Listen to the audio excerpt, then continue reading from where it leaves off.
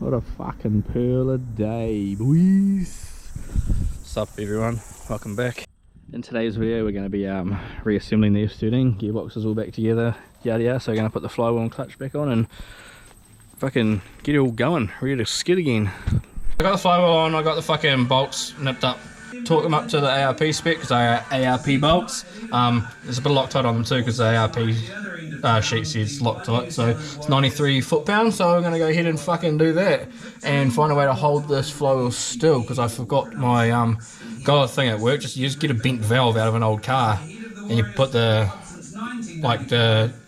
stalk end in there and then you rest the valve like in the teeth and it holds the flywheel real good. But yeah, we're all torqued up. It was fucking awkward as fuck. I just jammed a screwdriver in between that bolt and the fucking teeth to get it sorted. So just set the clutch up how the diagram goes. Make sure that the pucks are actually on top of each other with these tiltons. I think it's like all of them actually, but the pucks go directly over top of each other, not staggered like so. So yeah, I'll put the tool in there and go whack her on the, what do you call it? Motor. Got it lined up now with the tool. I had to spin it a few times each way to get these pucks to line up like straight on top of each other, because obviously the spline count's like 26 I think on these gems, so you have to find the sweet spot where they stick on top of each other.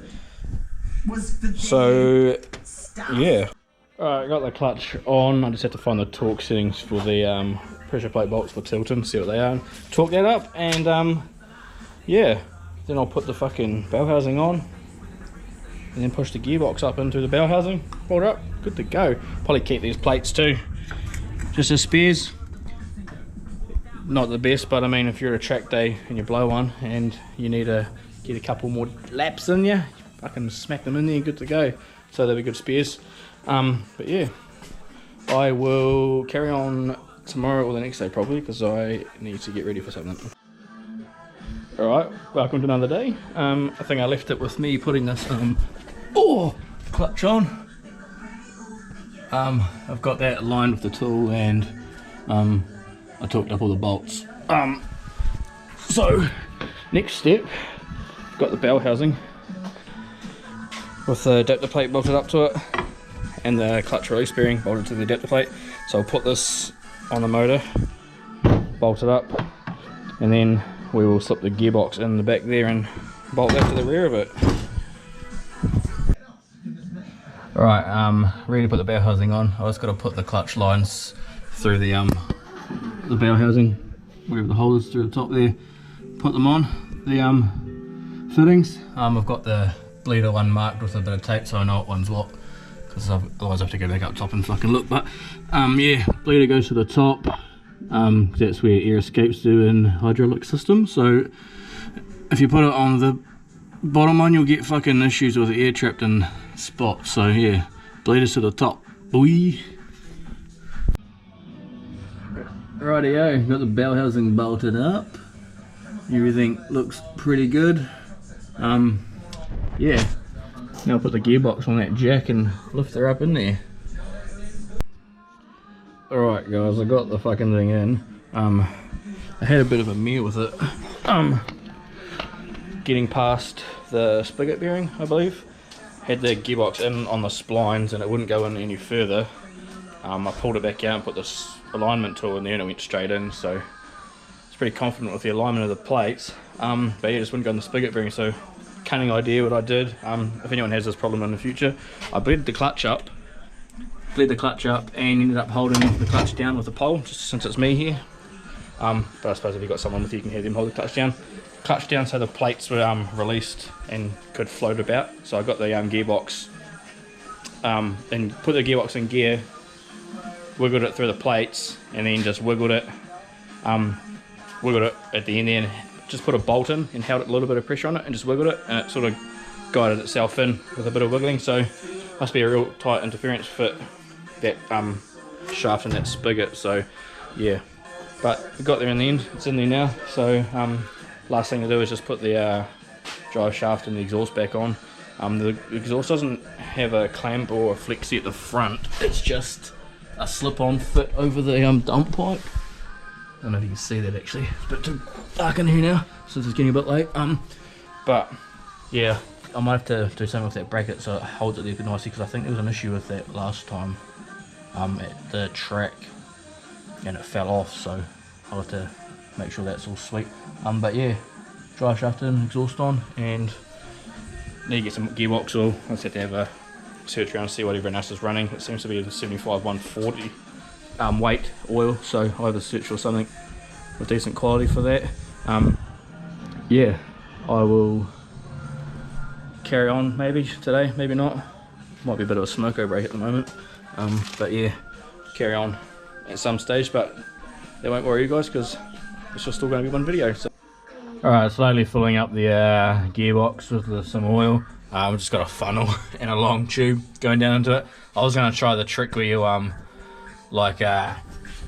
put a hose in the top of the bottle and put air in it and blow it in that way, but I don't really have the fucking setup for it, so this will work. Just a little bit slow going.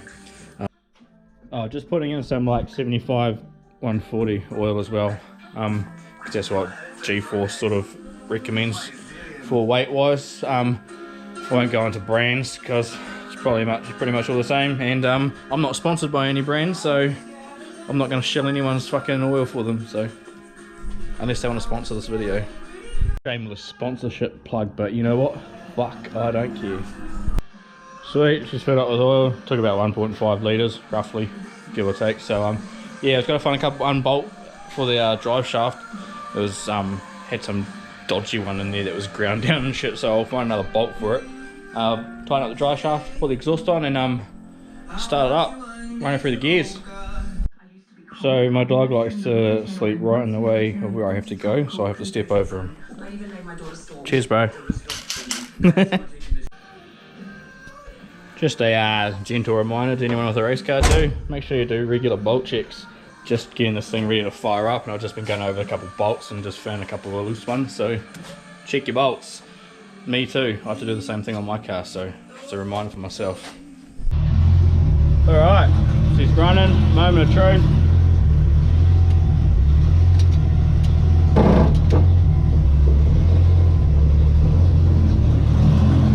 Yeah, we got spinny boys. That's good.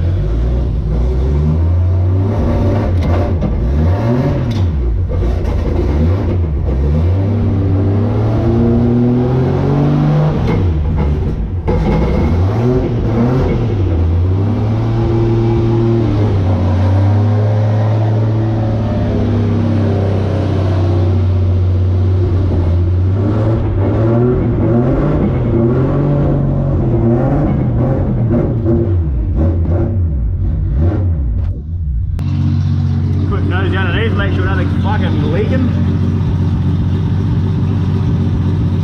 Nothing yet, so it'll need a little bit of a run, see if it's leaking.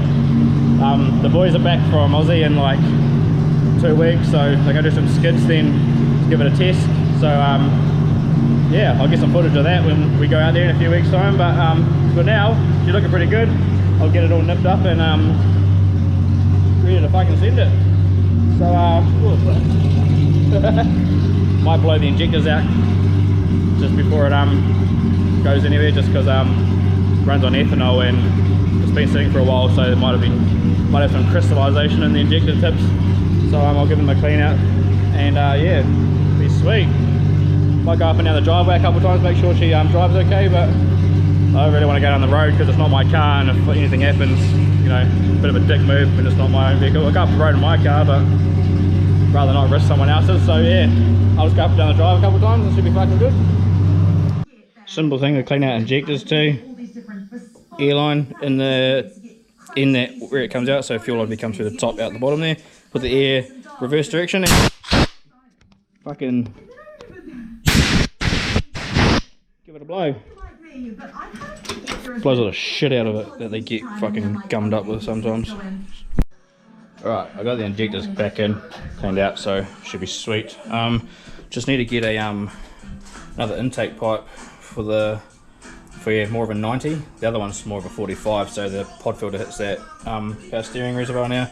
So if we can just get a 90 like that, pop filter can sit there, nice fix, so that'll be easy. But for now, she's pretty much fucking done. And by request of the owner, when I messaged him a snap, or send him a snap of it running up, he said do a skid, you dog. So yeah, say less.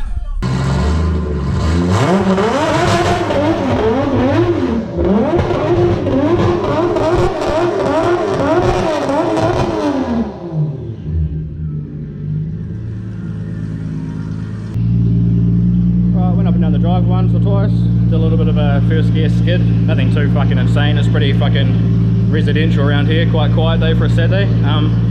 But yeah, no fucking weird noises or anything, and it seemed to hook up alright, so fucking sweet, good to go. I think the boys will be ready to do some skids when they get back to New Zealand in a couple of weeks. So yeah, fucking that'll be us signing off. I'll get some footage when we go out, if I can go out with them. So yeah, cheers for watching, guys. Peace out.